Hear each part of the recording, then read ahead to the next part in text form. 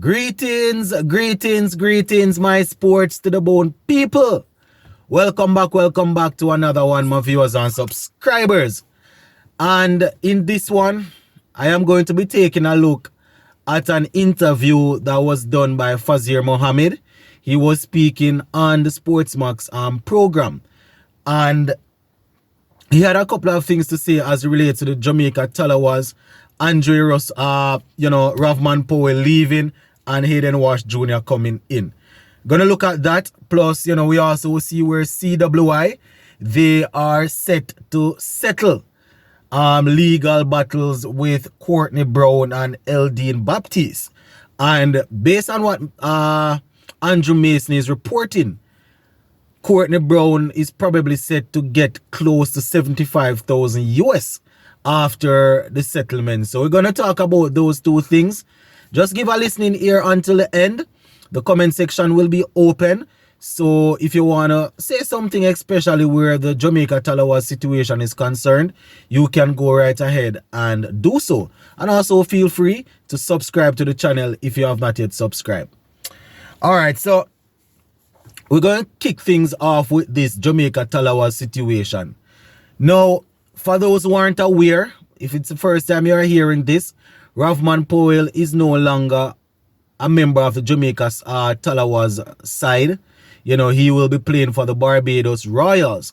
And Hayden Walsh Jr. is his replacement, if you can use that word. Now, quite a few things. We are still wondering how is it that something like this would have happened. And listening to Lance Whitaker on the Sportsmax program when he was talking to Fazir Mohammed, he was saying that there seems to be something else bubbling under the surface. Like there was some disagreement, you understand, but it's not out there in the public like that. So we are still not sure. So it would appear as if, I don't know if it's monetary or what, but it would appear as if both parties were not seen eye to eye. You understand? And as I would have indicated in my video, the first video that I did covering this, Ravman Powell, he left in a very, very good way. You understand? Addressing the people of the country, addressing the supporters, addressing the franchise in a good way. And for something to, for us to wait on the title this long, and then as soon as we win it, we lose the captain and probably the most valuable player we have in the side. For him to leave like that, it speaks volume of his character. It speaks volume of him. You understand? And it's the same thing Fazir Mohammed is saying, that for him to just leave like that and, don't tear it down. We would have seen certain things that was said when Ruslan and Gail left. So even though things might not be all well and good at the front of it now, it seems that way to us because, at least Ravman Powell didn't as fans, we want to know what's happening, but we would prefer if the players don't tear down the franchise, you understand? So it's pretty interesting, my viewers and subscribers. It makes for interesting listening.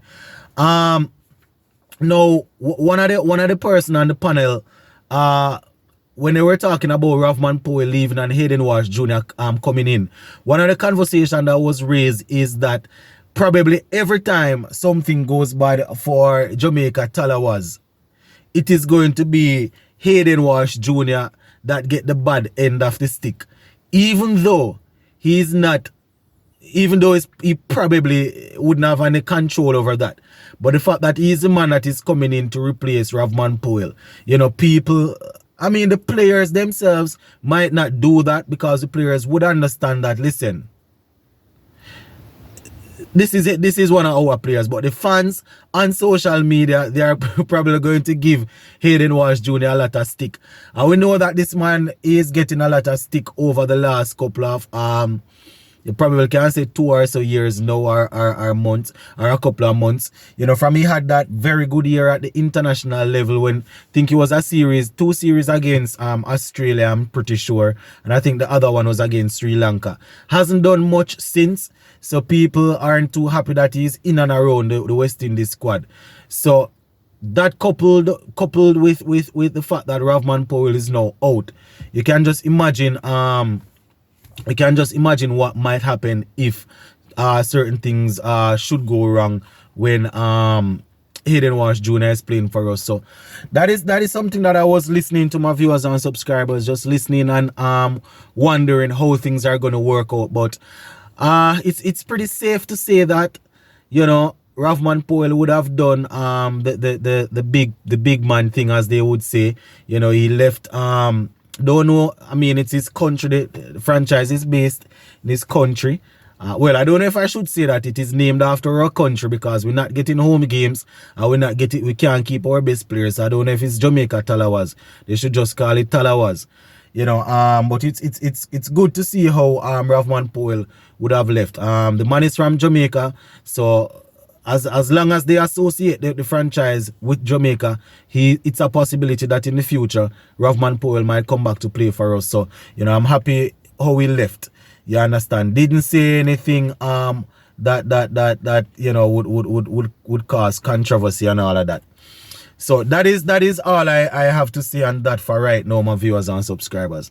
So finishing up now, Cricket West Indies, based on what I'm seeing on Sportsmax here, they are set to settle with Courtney Browne and Eldin Baptiste over wrongful dismissal claim.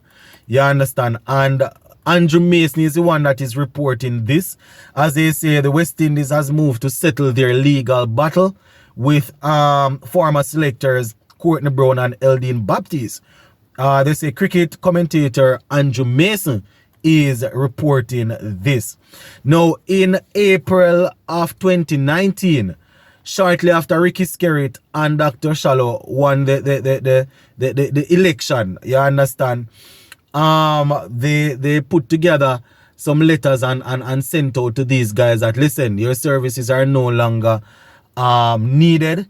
They had indicated that they were going to be putting together a task force that would be looking at everything, selectors and everything. But based on the report here, those guys were fired, were relieved of their duty even before the task force was completed to do the review. So they have been battling this for years now, my viewers and subscribers, in court. And based on what we are seeing here, CWI, they are ready to settle. Outside of court, they're ready to settle. I don't see how much they expect Eldin Baptiste to get, but based on what Andrew Mason is saying, Courtney Browne is set to get close to 75,000 US, as they are going to be paying him for they are going to be paying the cost of his legal fee, and you know they are going to be paying for 15 months of that contract. So yes, I don't know, my viewers and subscribers. You see, sometimes when people get into positions, you know, they look to try and terminate people and bring in their friends even before they do the review. Nothing is wrong with changing up things, you know, and making sure that you put people in the job that you trust, that will get your governing body to look good. Nothing is wrong with that, but you have to make sure that you make a good you know, you analyze the situation first and make sure that, you know, if you're relieving a man of their duties, you're doing it the right way. So CWI will end up having to spend this money right now out of pocket to take care of these guys. And you know, this probably will come in and handy to somebody like a Courtney. You understand, he actually met in an accident. I think it was in December 2019. Very, very bad accident, and he's still recovering. So I guess, you know, that will be something to cheer him up. So yeah, there you have it, my viewers and subscribers. Those are the two things that I wanted to touch on in this one. Gonna leave it right here for now, and we will definitely touch base in the next video. Big up on yourself.